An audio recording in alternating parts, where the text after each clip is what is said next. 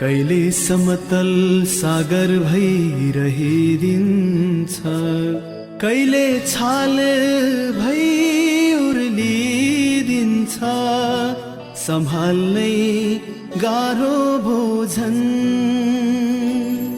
बहकिने मन, बहकिने मन, बहकिने मन, बहकिने मन, बहकिने मन।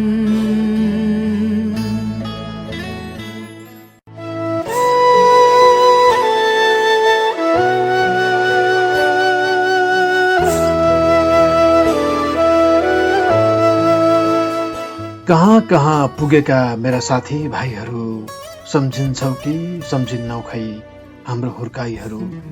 कहाँ कहाँ पुगेका मेरा साथी भाइहरू, सम्झिन्छौ कि सम्झिन्नौ खै हाम्रो हुर्काइहरू। म त अझै यसरी नै बाटैमा पो छु, म त अझै यसरी नै बाटैमा पो छु। कहाँ कहाँ पुगेका मेरा साथी भाइहरू, सम्झिन्छौ कि सम्झिन्नौ खै हाम्रो हुर्काइहरू। म त अझै यसरी नै बाटैमा पो छु। सायद फरक पर्यो हाम्रो जीवन बुझाइहरू, सायद फरक पर्यो हाम्रो जीवन बुझाइहरू।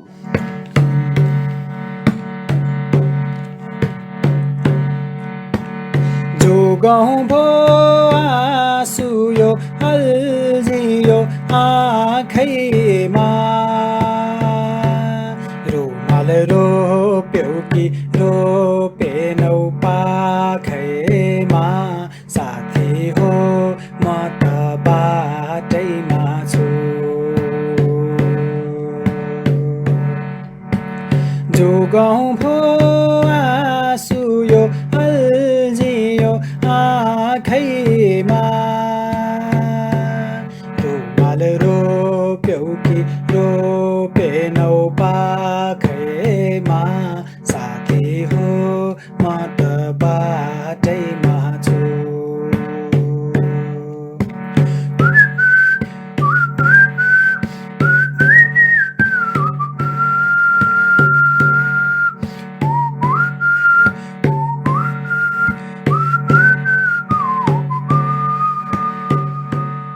ए मेरा सँगै चिप्लिटी खेलेर हुर्किएका साथी, स्कुलमा भेटिएका साथी, कलेजमा भेटिएका साथी, कतै भात खाने जोहो गर्न काम गर्न पुगेको ठाउँमा भेटिएका, कतै केही सिक्न जम्मा भएका थलोहरूमा भेटिएका, कतै दूर यात्रामा हिँड्दा हिँड्दै संयोगले भेटिएका, कतै फेसबुक ट्विटर इन्स्टामा भेटौँ है भनेर भेटिएका, कतै हामी दुवैसँग मन भएर पनि मुख फोर्न नसकेपछि हावामा कपुर बिलाए जसरी प्रेम बिलाइ गएको साथी, कतै प्रेम भएर पनि प्रेम भइरहन नपाएपछि विरक्तिएर चुडिएका साथी।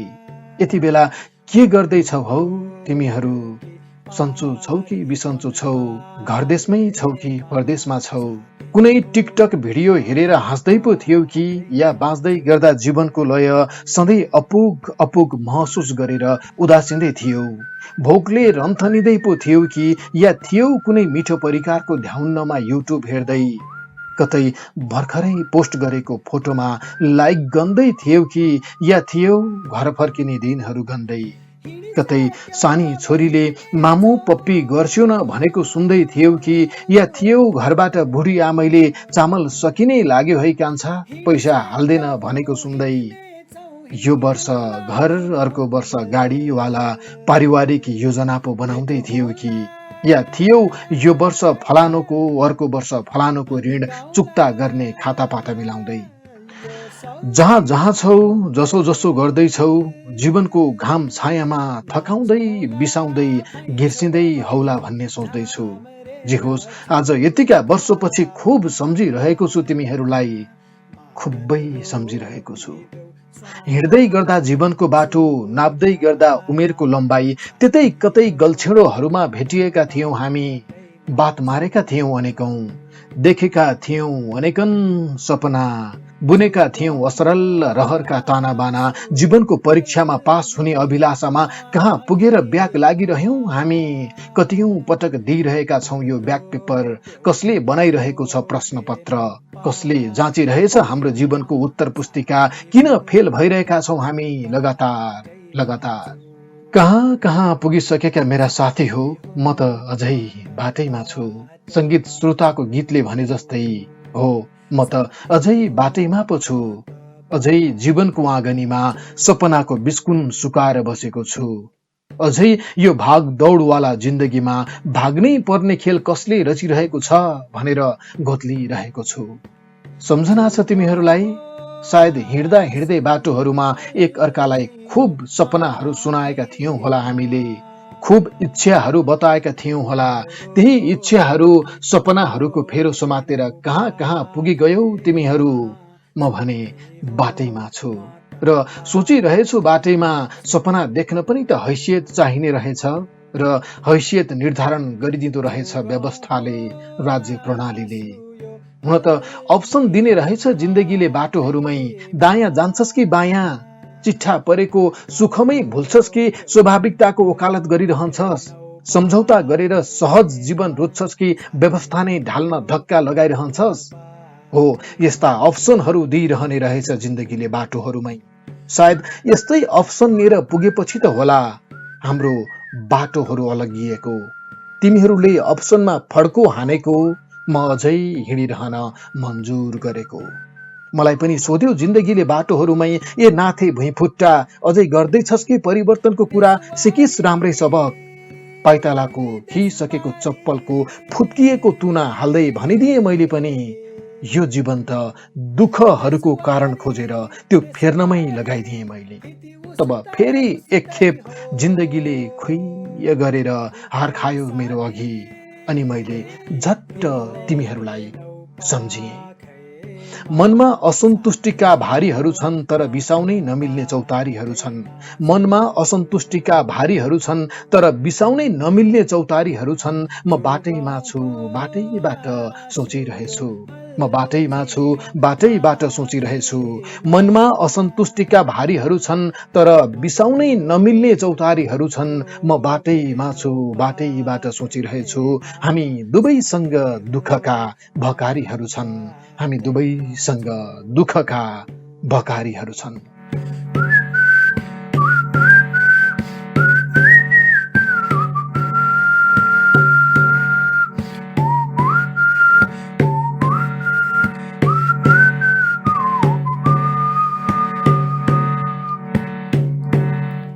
देशवारी देशपारी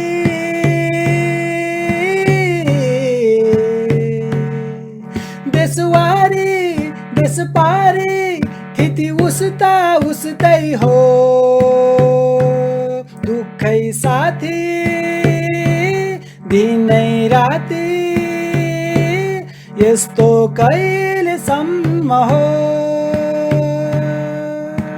पारी जाउँला कि डुबी जाउँला जाम्बै दम तालैमा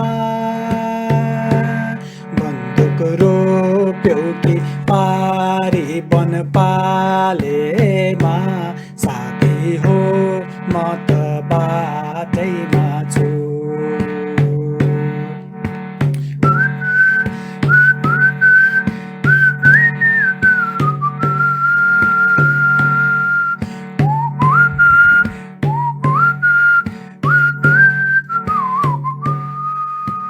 साथी हो म त बाटैमा छु र यही जेठ 10 गते पश्चिम रुकुममा गरिएको सामूहिक हत्यापछि झनै चिच्चाइरहेको छु बाटैमा। आइपुगेका छन् अरू पनि साथी, भएका छौं हामी दुखीहरू पनि गोलबद्ध र निकालेका छौं विचारको जुलुस।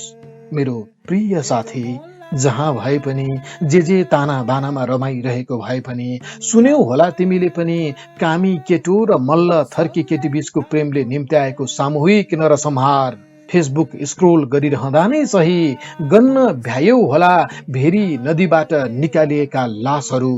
सुन्न भ्यायो होला कसरी वडाध्यक्ष र प्रहरीकै उपस्थितिमा लखेटी लखेटी प्रेमका पक्षमा रहेकाहरूलाई हानियो ढुङ्गा हँसिया लाठीहरूले। कसरी भयो सामूहिक हत्या, कसरी फ्याँकियो भेरी नदीमा लास। हो सुन्यौनै होला यो कहाली लाग्दो नरसंहार। थाहा पायौं नै होला त्यसपछि राज्य कसरी लागेको छ यो एक दुर्घटना मात्रै थियो भन्नका लागि। हेर्यौ नै होला भिडियो त्यसै ठाउँका केन्द्रीय सांसदले संसदमा बोलेको, केटाहरू आफै नदीमा हाम फालेको भनेर। आफै नदीमा हाम फाले अर्थात् आत्महत्या अथवा उनीहरूको मृत्युको कारण भेरी नदी, अब उजुरी हाले पनि भेरी नदीलाई नै हाल भन्ने धम्की। हो यो सब हेरिसकेपछि कतै न कतै केही न केही नमिले जस्तो, बिझाए जस्तो, भित्र कतै दुखे जस्तो भयो नै होला तिमीलाई पनि। यो त अन्याय भयो भन्ने लाग्यो नै होला मनको भित्री कुनामा कतै।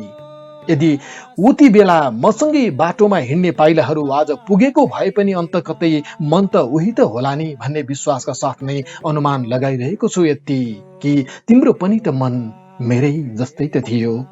साथीहरू, तिमीहरूलाई आज म एउटा लोक कथा सुनाउँछु। मैले बाटैमा सुनेथे एक दिन र मनमा राखेथे सुरक्षितसँग यो लोक कथा। एकपटक एउटा घना जंगलमा ठुलो आग लागि भएछ, असाध्यै ठुलो। तब जंगलका ठुला ठुला जनावरहरू, हात्ती, बाघ, भालु, बँदेल, चितुवा, हरिण सबै आत्तिएर भाग्न थालेछन्। कोलाहल मच्चिएछ, भागारे भाग चलेछ। तर एउटा सानो कोइली चरा भने भुर्र उडेर जाँदो रहेछ र खोलाबाट चुच्चोमा पानी च्यापेर ल्याएर आगोमा हाल्दो रहेछ। फेरि त्यसै गरी उडेर जाँदो रहेछ र फेरि त्यसै गरी चुच्चोमा पानी ल्याएर जटङटङ बलिरहेको आगोमा पानी हाल्दो रहेछ। त्यो देखेपछि आत्तिएर भागेकाहरू ठुला जनावरहरू, हात्ती, बाघ, भालु, बँदेल, चितुवा, हरिणले गाली गरेछन्, ए मूर्ख, के गरेको यस्तो? तैँले यसरी निभाउन सक्छस् यत्रो आगो? के को मूर्खता हो यस्तो? तब कोइलीले भनेछ, मलाई थाहा छैन यसरी यो भीषण आगो निभाउन सक्छु कि सक्दिन म। थाहा छैन मलाई, तर मलाई यति चाहिँ थाहा छ कि भोलि लेखिँदा यो आग लागेको इतिहास तिमीहरूको नाम भाग्नेमा र मेरो नाम यो आग लागि निभाउन प्रयास गर्नेमा लेखिनेछ। त्यति थाहा छ मलाई। पश्चिम रुकुममा भएको यो सामूहिक हत्याको घटनाले औडाहा भइरहँदा मलाई चिच्चाइरहँदा बाटोहरूमै ठिक यति नै बेला सम्झिरहेको छु यो लोककथा। साथी हो, अहिलेको यो परिस्थितिमा मैले उठाएको अन्याय विरुद्धको आवाजले जितुला या हारुला सधैँ चाहिँ त्यो त थाहा छैन, तर यति चाहिँ थाहा छ कि भोलि लेखिँदा यो नरसंहारको इतिहास पक्कै पनि मेरो नाम न्यायका लागि प्रयास गर्नेहरूमा नै लेखिनेछ। म चाहन्छु तिमीहरूको नाम पनि न्यायका लागि प्रयास गर्नेहरूकै सूचीमा लेखियोस्, भाग्नेहरूको सूचीमा नलेखियोस्। साथी हो, म बाटैमा छु र लडिरहेको छु बाटोमै, चिच्चाइरहेको छु बाटोबाटै कि यो व्यवस्था गरिब दुखीहरूको व्यवस्था नै भएन। सम्झिरहेछु जीवन शर्माले गाएको गीत, संसारमै गरिबको छैन राज्य भन्छ, तर पनि यो देशमा ल्याउन हामीलाई मन छ। यदि सक्यौं भने ल्याउन, भयो भने पुरा हामी बाटैमा चिच्चाइरहेको सपना।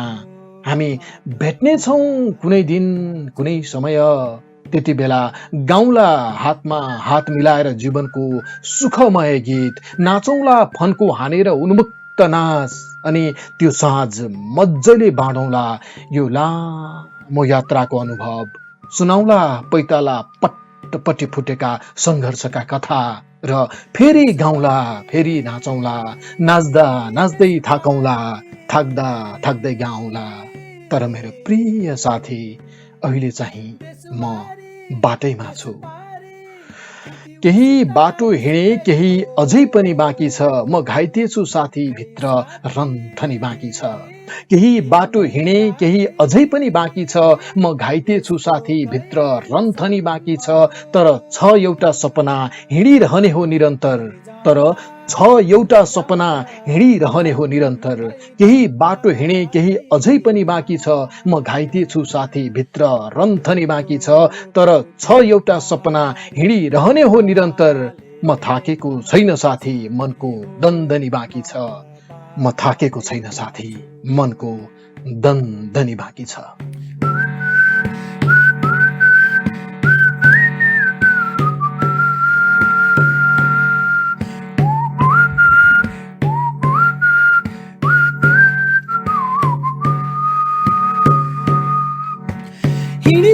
क्यौ अब हिँड्ने छौ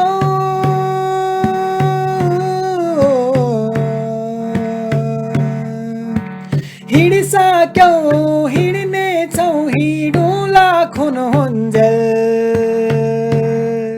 भेट होला अनि गाउँला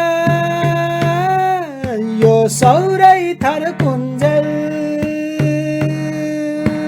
नाचौँला भैँ छोड भैँ झामरेर चुड्कामा मादल रोपिदेऊ स्वाराका सुर्कामा साथी हो म त बाटैमा छु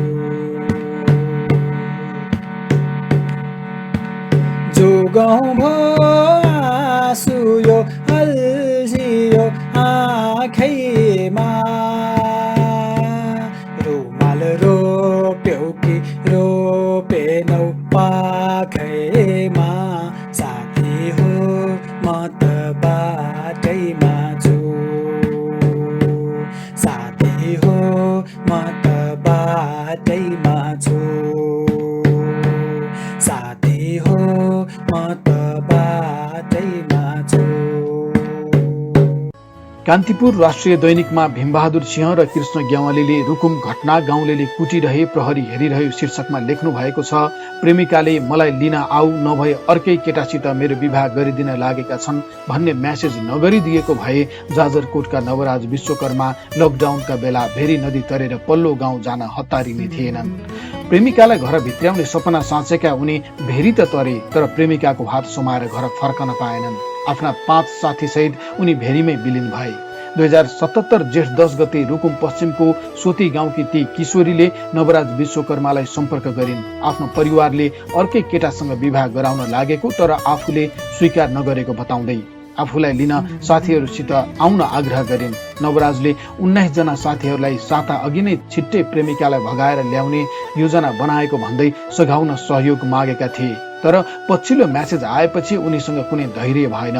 खलङ्गाको राणा गाउँबाट 10 जना दिउँसो 12 बजेतिर रुकुम जान निस्किए। उनीहरू 2 घण्टामा भेरी नदी किनारको धल्ला भन्ने ठाउँमा पुगे जहाँ अन्य 9 जना साथीहरू पर्खिरहेका थिए।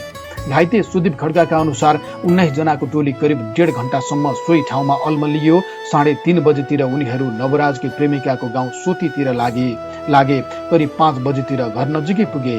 जाजरकोटको खलङ्गाबाट कालेगाउँ नजिकैको झोलुङ्गे पुल हुँदै सोती पुग्ने छोटो बाटो भए पनि नवराज र उनका साथीहरू अलि तल पर्ने चौरजहारी नजिकैबाट घुमेर युवतीको गाउँ गएको देखिन्छ। त्यहाँ नवराजको टोलीमा अरू केही साथी थपिए भने त्यहाँबाट केही माथिको मटेला पुल नजिकै अरू पनि मिसिए। त्यसपछि करिब 1.5 घण्टा उकालो हिँडेर उनीहरू युवतीको घर नजिकै पुगे। नवराजसँगै गएका अनि आक्रमणपछि भागेर ज्यान जोगाएका 1 जनाको बयान अनुसार साँझ 5 बजेतिर उनीहरू केटीको घर नजिक पुगेका रहेछन्। साथीहरूले लफडा हुन सक्ने अनुमान गरी नवराजलाई टोपी र मास्क लगाएर नचिनिने बनाएका थिए। नवराज विश्वकर्मा र उनका साथीहरूलाई देख्ने बित्तिकै युवतीकी आमा प्रकाशी मल्लले त डुमलाई कुटाई अझै पुगेन भन्दै गाली गलौज गरिन्। उनले चौरजहारी 8 का वडाध्यक्ष डम्बर बहादुर मल्ललाई फोन गरेर गुहार मागिन् र गाउँलेलाई बोलाउन लगाइन्। गाउँले आउने थाहा पाएपछि केही नबोली उनीहरू खलङ्गातिर ओह्रालो लागे। यी युवाहरू सोतीदेखि करिब 10 मिनटको बाटो हिँडेर करिब 1 किलोमिटर तल गरी नाउला भन्ने ठाउँमा पुगे। पानी मागेर खाए। नाउलामा रहेका केही अपरिचितले बाबुहरू बस्नुहोस् काफल खानुहोस् भन्दै अल्मलाउन खोजे। उनीहरूको व्यवहारमा शङ्का लागेपछि नाउलामा नरोकी उनीहरू अगाडि बढे। घाइते सरोज खड्काका अनुसार उनीहरू नाउलाबाट 10 मिनट हिँडेर करिब 2 किलोमिटर तल रहेको मध्य पहाडी लोक मार्ग नजिक पुगेका मात्रै के थिए 81, 60, 70 जनाको समूहमा आएका गाउँलेले ढुङ्गा मुढा वर्षाए। हामीलाई ढुङ्गा मुढा हँसिया र चिरपटले हान्दै भेरीको किनारसम्म पुर्याए। उनले भने त्यसपछि को कतातिर लाग्यो पत्तै भएन। तम्तयार बसे जस्तो देखिने केटी पक्षकाले कसरी योजना बनाए भन्नेमा अनेक आशंका छ। पीडित परिवारले घटनाको एउटा तथ्य भित्रै लुकाउने खेल भइरहेको आरोप लगाएको छ।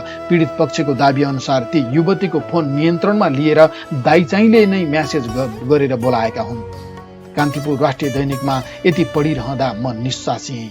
म सानो छँदा साथीहरूसँग खोलामा पौडी खेल्न जान्थेँ। हामी साथी साथी को सबैभन्दा धेरै बेर पानीमा डुबेर बस्न सक्ने भन्ने खेल खेल्थ्यौँ। पानी सफा हुने भएकाले हामी एक अर्कालाई पानीभित्र देख्न सक्थ्यौँ। त्यसो हुँदा अर्को ननिस्केसम्म आफू निस्किन हुँदैन भन्ने लाग्थ्यो। यो खेलमा हरेक पटक सास फेर्न नपाएर खुब निसासिन्थ्यो। रुकुमको यो घटना पढिरहँदा त्यसै गरी निसासिरहेको छु म। मलाई लाग्छ हामी सबैजना निसासिनु आवश्यक छ। हामी बाँचिरहेका समाजमा केही मान्छेहरू मान्छे नै हुन पाएका छैनन्, मान्छे नै हुन दिइएको छैन जातकै कारणले। हजारौं वर्षदेखि यो चलन चल्दै आएको छ।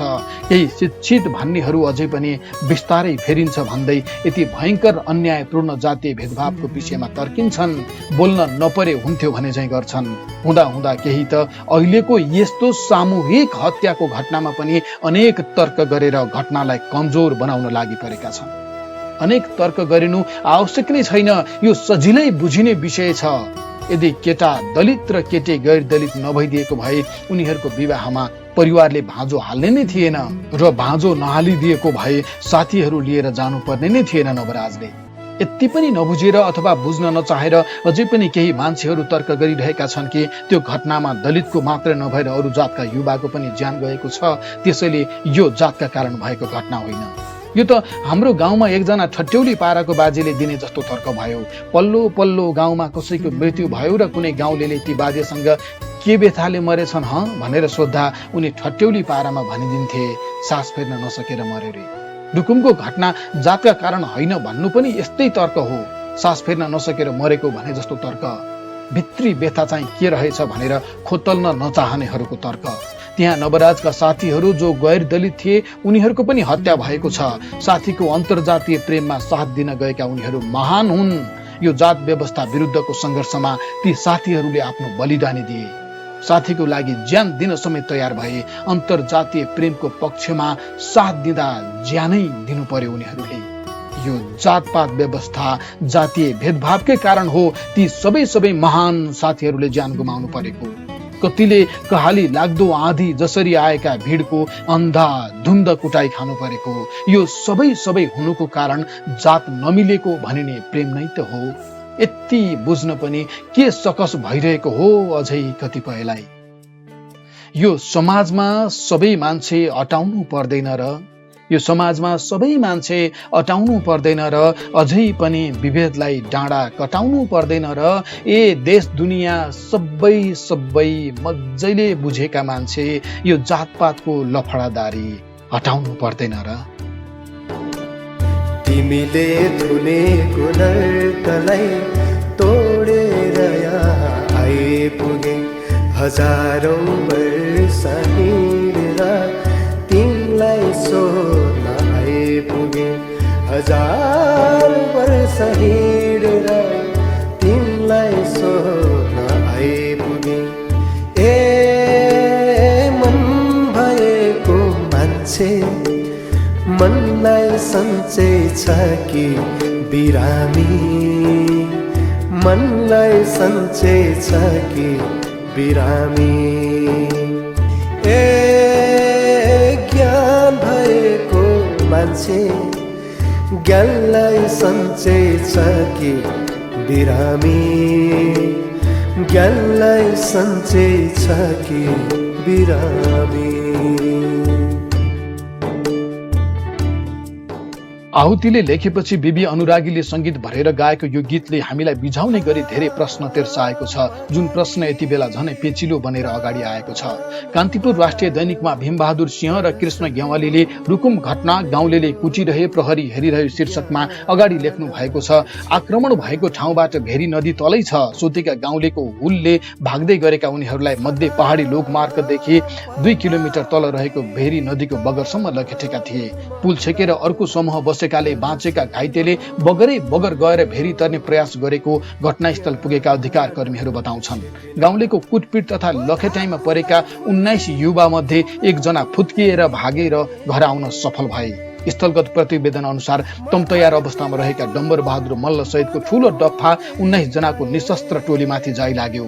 दलित मुक्ति संगठनका तर्फबाट स्थलगत अध्ययनमा गएका पूजन विश्वकर्माका अनुसार भिरबाट हामफालेर भेरीमा पुग्ने अवस्था घटनास्थलमा देखिँदैन।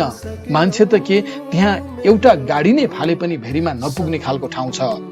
उनले भनेका छन् त्यसले घटना झनै रहस्यमय बनेको छ। कुटपिटबाट घाइते भएका 12 जना भेरी नदीको सानो भंगालो तरेर बीचको बगरमा घेराबन्दीमा परे। ती मध्ये 5 जना भेरीको ठूलो भंगालोमा हाम फालेर वारीपट्टि आइपुगे। 7 जना दुवैतिर भंगालो बीचको बगरमै अड्किए। भेरीमा हाम फाल्न नआटेका 7 जनालाई सोतेका गाउँलेले बगरमै आएर कुटपिट गरिरहे।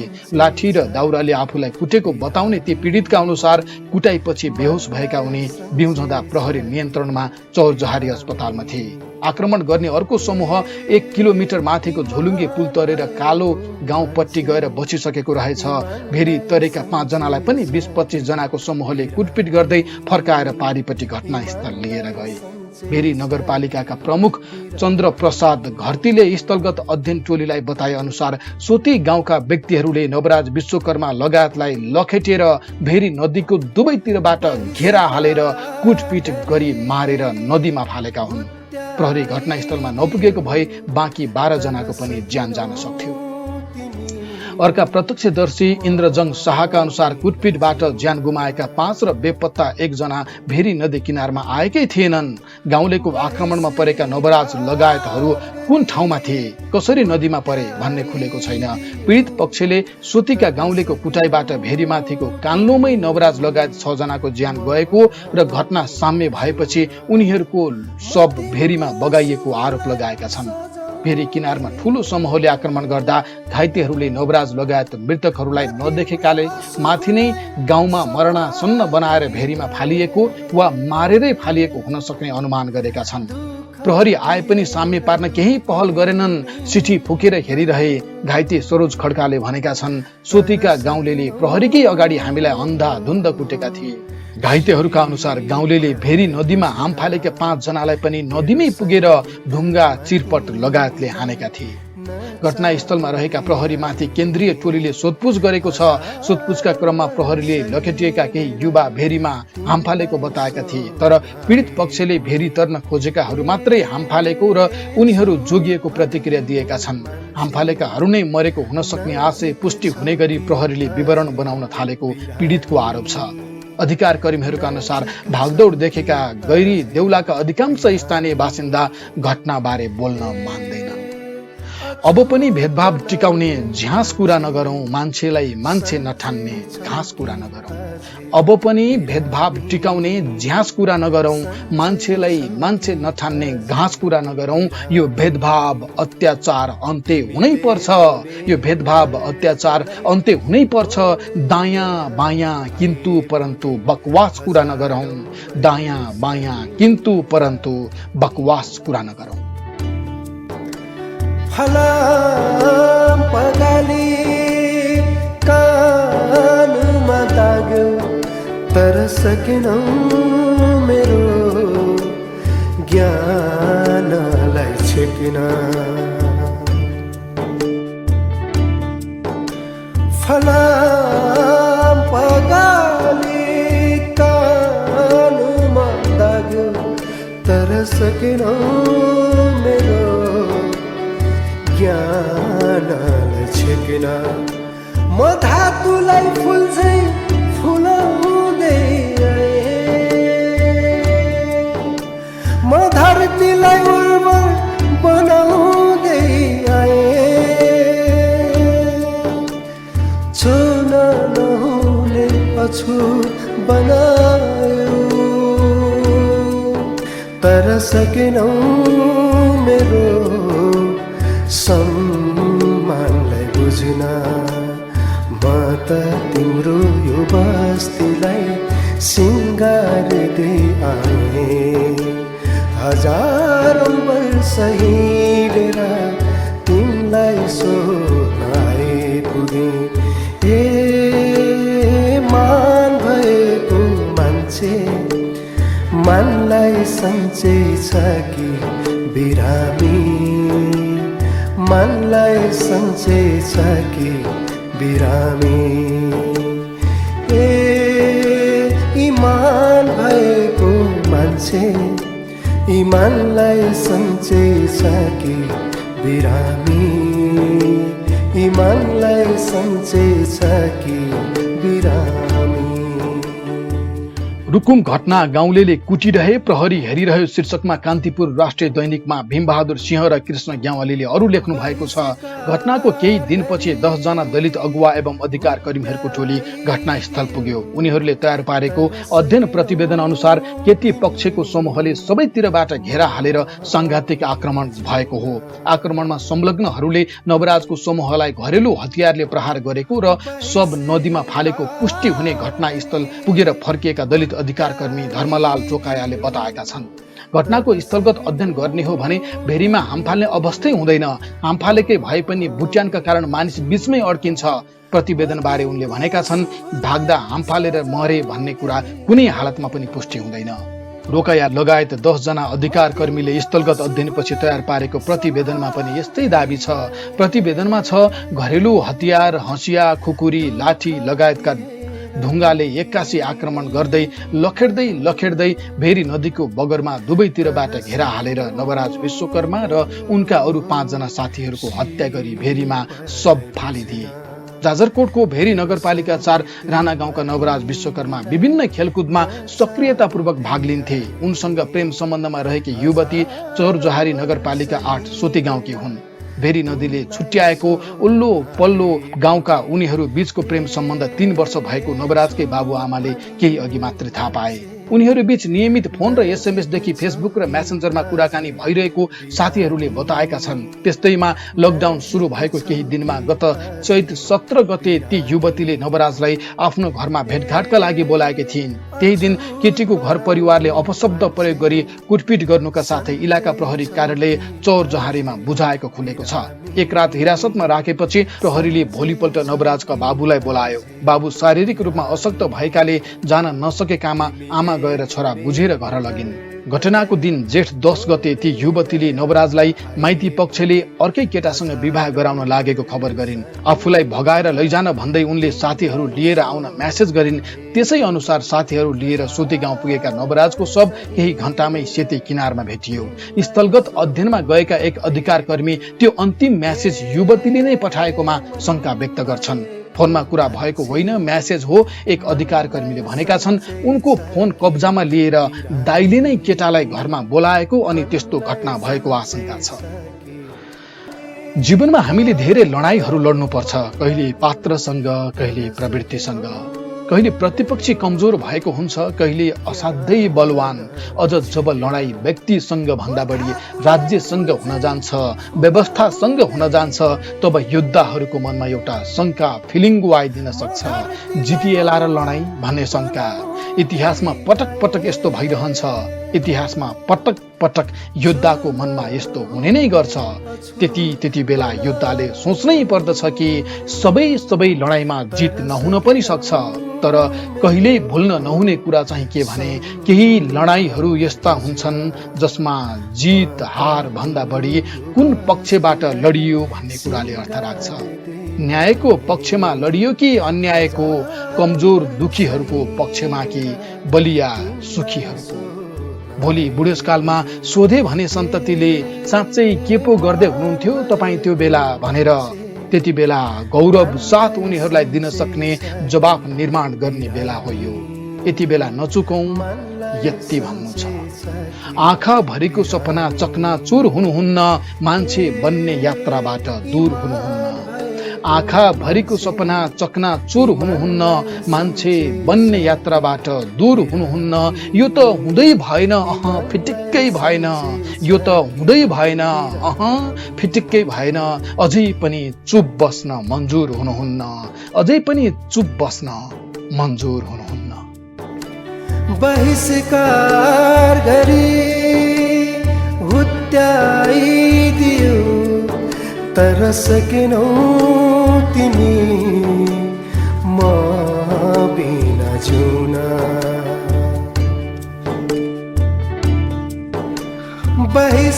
बहिष्कार गरी तर सकेनौ तिमी म बिना जिउन। म तिम्रो शुभलाई सजाउँदै आएँ, म तिम्रो अशुभलाई सम्हाल्दै आएँ। दुःख दिएर दुखी नै भयो, तर सकेनौ मेरो सिपलाई बुझ्न। मेरो सङ्गीतमा तिमीलाई नचाउँदै आएँ। हजारौँ वर्ष हिँडेर तिमीलाई सोध्न आइपुगे। ए छुत भनिने मान्छे नजिक छौ कि अझै बिरानी, नजिक छौ कि अझै बिरानी। ए अछुत बनाउने मान्छे सन्चै छौ कि अझै बिरामी, सन्चै छौ कि अझै बिरामी। तिमीले धुनेको नर्कलाई तोडेर यहाँ आइपुगे। हजारौँ वर्ष हिँडेर तिमीलाई सोध्न आइपुगे। हजार वर्ष हिँडेर तिमीलाई सोध्न आइपुगे।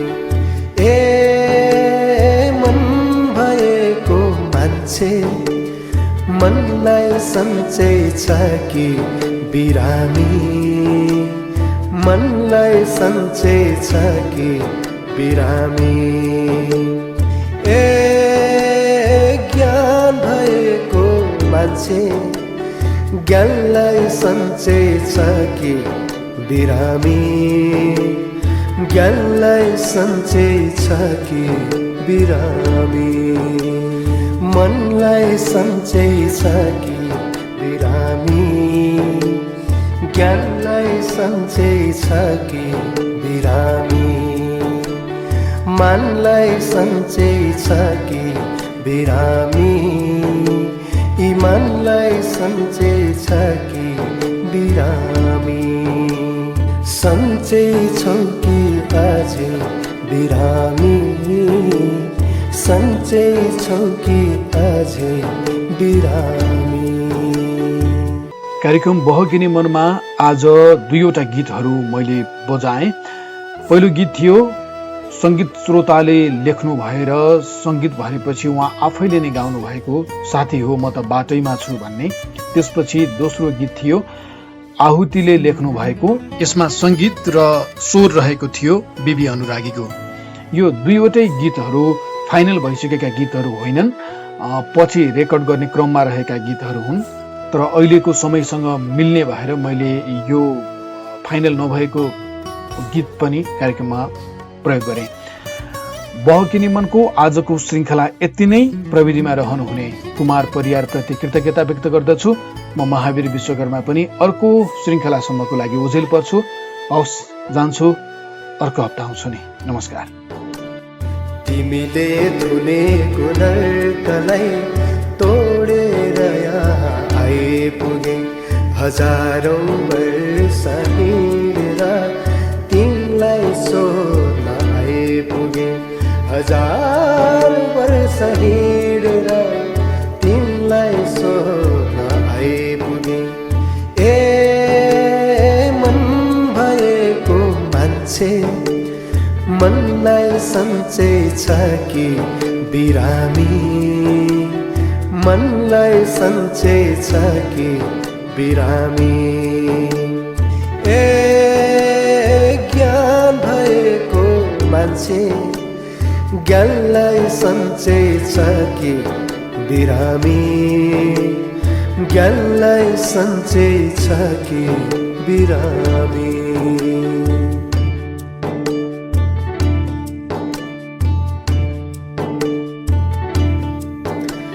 फलाम पगाली कानुमा दाग्यो सकेनौ मेरो ज्ञानलाई छेकिन फलाम पगाली कानुमा लाग्यो तर सकेनौ मेरो ज्ञानलाई छेकिन म धातुलाई फुल झैं फुलाउँदै म धरतीलाई उर्वर बनाउँदै छुन नहुने अछुत बनायो तर सकेनौ मेरो सम्मानलाई बुझिन म त तिम्रो यो बस्तीलाई सिंगार्दै आएँ हजारौं वर्ष हिँडेर तिमीलाई सोध्न आइपुगेँ ए मान भएको मान्छे मनलाई सन्चै छ कि बिरामी मनलाई सन्चै छ कि बिरामी ए इमान भएको मान्छे इमानलाई सन्चै छ कि बिरामी इमानलाई सन्चै छ कि बिरामी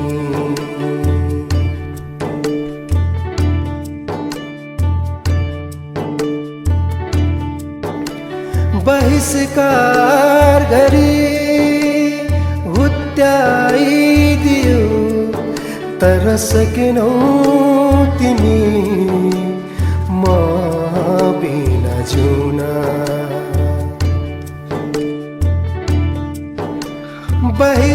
बहिष्कार गरी हुत्याइदियो तर सकेनौ तिमी म बिना जिउन म तिम्रो शुभलाई सजाउँदै म तिम्रो अशुभलाई सम्हाल्दै दुःख दिएर दुखी नै भयो तर सकेनौ मेरो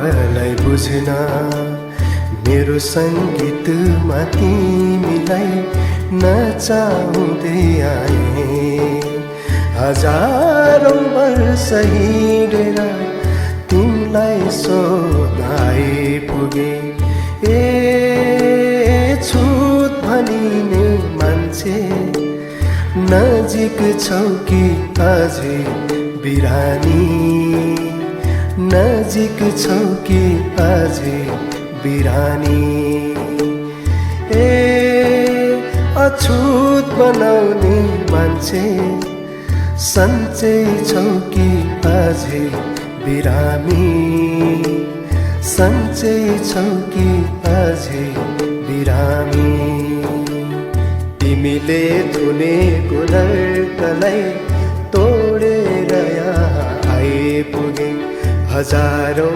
वर्ष हिँडेर तिमीलाई सोध्न आइपुगे हजारौं वर्ष हिँडेर तिमीलाई सोध्न आइपुगे ए मन भएको मान्छे मनलाई सन्चै छ कि बिरामी मनलाई सन्चै छ कि बिरामी ए ज्ञान भएको मान्छे ज्ञानलाई सन्चै छ कि बिरामी ज्ञानलाई सन्चै छ कि बिरामी मनलाई सन्चै छ कि बिरामी ज्ञानलाई सन्चै छ कि बिरामी मनलाई सन्चै